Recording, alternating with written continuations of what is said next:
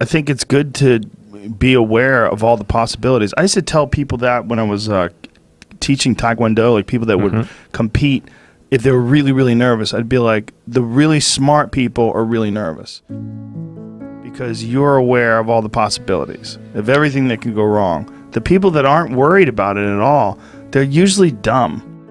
There's also an issue with momentum. You're not used to doing it. It's not a part of your life. It's not something that you're accustomed to, pushing yourself. There's been many days where I didn't want to work out. I just didn't feel like I had the energy, and I just forced myself. And I think there's very few people out there that know how to force themselves.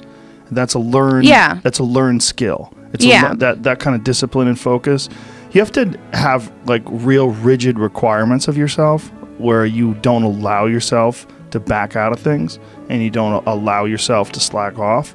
And I don't think people put those kind of requirements on themselves as if it's it is a daily principle of life, like what you must get done. You know, you must brush your teeth, you must exercise for 45 minutes. And if you did that, I think you'd be healthier and happier, and your body would perform more smoothly. And if you require your body to do things like that, I think it rises to the occasion. There are very few people that have that kind of discipline. So because of that, they come up with excuses. And excuses are a giant part of the problem. It's not simply a physical health issue. There's also mental aspects of it, and discipline's a big one. I just know way too many people who are weak mentally. And I can't just chalk it off to only, you know, their physical, the way they physically feel, because I felt like shit 100 times, and then I worked out, and then I felt way better. It's just a fact of life. That's real. People don't know how to do that. And it's not. And if you're used to doing this, get in your car, sit down, drive to the office, sit down, go to the lunch, sit down, you know, go to the board meeting, sit down. Get in your car on the way home, sit down. Get home in front of the TV, sit down.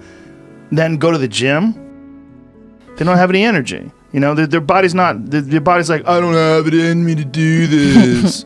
And I don't believe that. I don't believe that. I think it's a lot of it is the mindset. That's really what it is. It's like, I'm sure a lot of it is diet, and a lot of that diet affects their physical health. But there's been many people that have just put their foot down and said, enough. I'm going to change my life. And they don't take any excuses, and they feel way better. Diet is most certainly a part of that, but there's also a discipline aspect. And these things are not mutually exclusive. They exist together. They're all together. And they work symbiotically.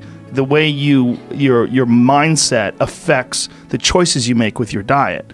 And the mindset also affects the choices you make in terms of like whether or not you require yourself to exercise. And I think these are critical aspects that people like to gloss over, or they like to make excuses about. And they get very angry if you don't accept those excuses. And that's a sign that they're trying to enforce this standard and this idea and push it on you and give themselves an excuse. And it's one of the reasons why they get angry. I think what you were bringing up with Joey is a real good point, that a lot of people say, oh, I just want to sort of, they're kind of dabbling in the idea of improving themselves. And the real way to do it is you got to write down what you want and then go after it, because otherwise you live in sort of a wishy-washy world. You know, if you decide I'm going to get down to bang, I'm going to do this, I'm going to run a marathon in less than 5 hours, I'm going to, you know, whatever the fuck it is, you got to write that down and go for it. What I tell people is the best advice that I've ever heard, it's the best advice I ever came up with, is that live your life like you're the hero in your movie. And right now is when the fucking movie starts and your life is a bag disaster, like every fucking Arnold Schwarzenegger movie where he wakes up and makes a blender full of pizza and ice cream, and that's what he, you know what I mean? Yeah. Those guys where they're like on the brink, they put the gun in their mouth and they put it down because they see a photo of their daughter. Pretend that's you. Pretend you are, right now, you are in the part of the movie that starts and it shows you as a fucking loser. And just decide not to be a loser anymore. Live your life like there's a documentary crew following you around and you are analyzing your own behavior. Do what you would want to do so that your kids one day would look back at it and see that documentary and look on it with pride. Like, wow, my dad was a bad... He really did what he had to do. Wow, my mom really got her together. I love a success story, but even more than a success story, I like a dude who his life up and then gets it back together again story. Those are my favorite stories.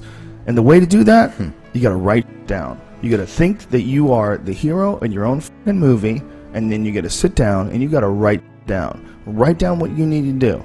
Most people play the role of the victim in the movie, right? Sure. Yeah, this life is me over, man. I could have had this and I should have had that, and why does this guy get that, and why does that guy get this, and all things that are completely unrelated to you. Yeah. All things that you find other people's success as a downfall in your own existence. Instead of being inspired, instead of choosing to be positive, instead of like improving constantly on the direction of trying to achieve whatever the you have written down, you just sit around and spiral.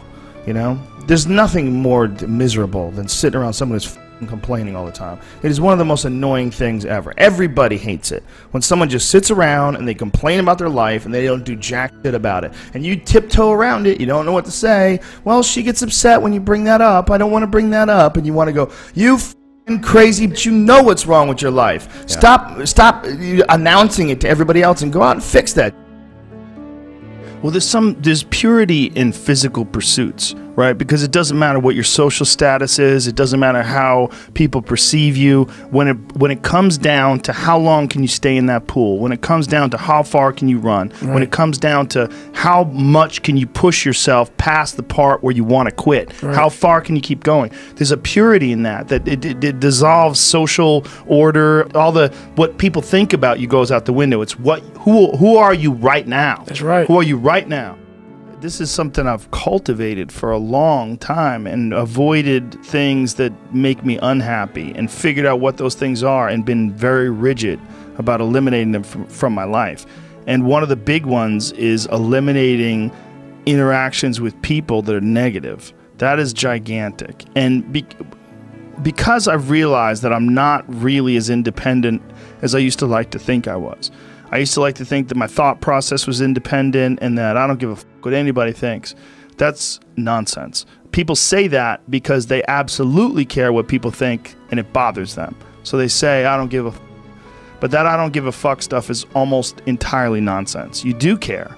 And you care in both ways. You care if people are critical of you, care if people are positive of you, but you also care if people are living positive lives and they're motivating you. That's a big one. People are fuel, and other people, it's one of the reasons why I like talking to people, one of the reasons why I like to do podcasts, because I get a lot out of, like just talking to you about your time in the monastery or your push to get to that 100 miles. Like, you get energy out of people like that, and you think about this energy and you think about this inspiration when you're doing other things. And it also sets in your mind that when you meet these exceptional people that move you, like, what are the characters, what are the qualities that they have, what are the characteristics that they possess, and those things become significant and important to you.